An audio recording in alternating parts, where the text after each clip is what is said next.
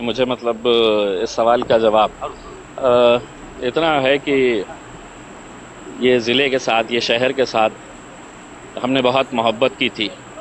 लेकिन आज जब नतीजे देख रहे हैं तो पता चल रहा है कि ये तो एक तरफा मोहब्बत थी, वन साइडेड लव चल रहा था हमारा।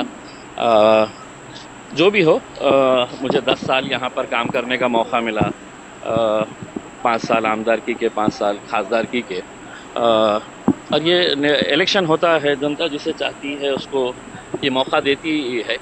मैंने यही कहा था कि भाई, मुझसे अगर कोई बेहतर है जो आपके प्रश्न वहाँ पर उठा सकता है, जो आपके लिए लड़ सकता है, आप उसको वोट दीजिएगा, लेकिन जाति धर्म और मज़हब के नाम के ऊपर मत दीजिएगा करके उसमें। अब ये जो वोट दिया गया है वो किस बुनियाद के ऊपर दिया गया है ये जनता ने तय किया है।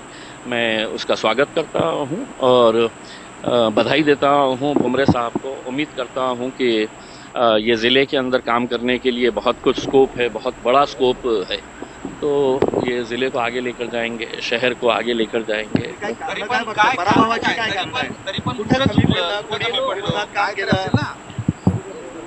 क्या है, मुझे मुझे मुझे पर्सनली अगर देखा जाए तो बड़े चौंकाने वाला ये है इसमें, क्योंकि मैं खुद इस तरह का एक्सपेक्ट नहीं कर रहा था कि रिजल्ट आएगा करके। लेकिन खैर, जो भी है हम वेलकम करते हैं, जो भी जनता का फैसला है, और जनता के फैसलों को हम सर आंखों के ऊपर रखते हैं। उन्होंने ये समझा कि नहीं, इम्तियाज़ जलील को हमने 5 साल दिए हैं, अब इम्तियाज़ जलील से बेहतर कैंडिडेट हमारे पास है, तो उन्होंने उनको उनको देखिए, मतलब ये अब चीज़ें अगर एक दूसरे के ऊपर अगर हमने उंगली उठाना अभी से शुरू कर डाले, जब तक हम इसके डिटेल के अंदर नहीं जाएंगे तो तब तक हमको समझ में नहीं आएगा उसमें। लेकिन मुझे ये लगता है कि नतीजा आने के बाद है तो किसी के ऊपर, क्योंकि ऐसा होता है ना कि जो जीता वो सिकंदर। अब जीत गए हैं, अब उसके बाद है तो शिकायतें करके कि साहब किसका। 1.25 लाख मतांनी पिछड़ी है तुमसे। हाँ, ये इतना मैं एक्सपेक्ट नहीं कर रहा था, मैं पर्सनली इतना एक्सपेक्ट नहीं कर रहा था। और मैं तो ये समझ रहा था कि खैरे साहब काफ़ी अच्छे वोट लेंगे, क्योंकि खैरे साहब ने भी बहुत मेहनत किए थे, बहुत काम किए थे लोगों के बीच में जाके उन्होंने। लेकिन उनको भी नहीं मिला है इसके अंदर। तो लास्ट ईयर आपको सगळेच पट्ट्यातून तुम्हाला प्रतिसाद मिळतो। लास्ट ईयर आपको वंचित ने आगे लेके गया, अभी इस साल वंचित का दगा फटका हुआ है। देखिए, मैं जब तक है तो पूरा रिजल्ट है तो देखूंगा नहीं, समझूंगा नहीं कि कहाँ से कैसे फटके पड़े है करके उसमें। तो तब तक है तो कोई प्रतिक्रिया देना मेरे हिसाब से मुनासिब नहीं होगा उसमें। ये नी जर्क रिएक्शन हो जाएगा मेरा, मैं वो नहीं देना चाहता हूँ उसमें।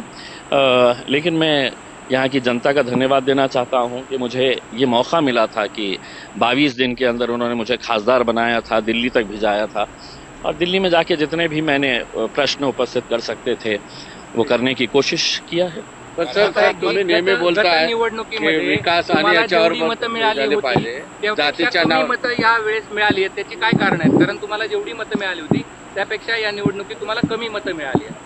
देखिए, मैं यही बता रहा हूँ ना कि जब तक है तो हम इसको स्टडी नहीं करेंगे कि कौन से तालुके से हमको कितने वोट्स कम मिले हैं, पहले टाइम कितने मिले थे, अभी कितने मिले हैं करके, तो मेरे हिसाब से बहुत जल्दबाजी होगी उसमें। अभी तो आप लोगों के लिए खबर यही है कि इम्तियाज़ जलील हार चुका है और संदीपान भुमरे साहब जीत चुके हैं करके, तो उस खबर को अभी चलाइएगा। बाकी का पोस्टमार्टम जो है वो पोस्टमार्टम बाद में। बोलत आला जातीचा, शेवटी जातीचा विजय झाला, जातीच्या प्रश्नावर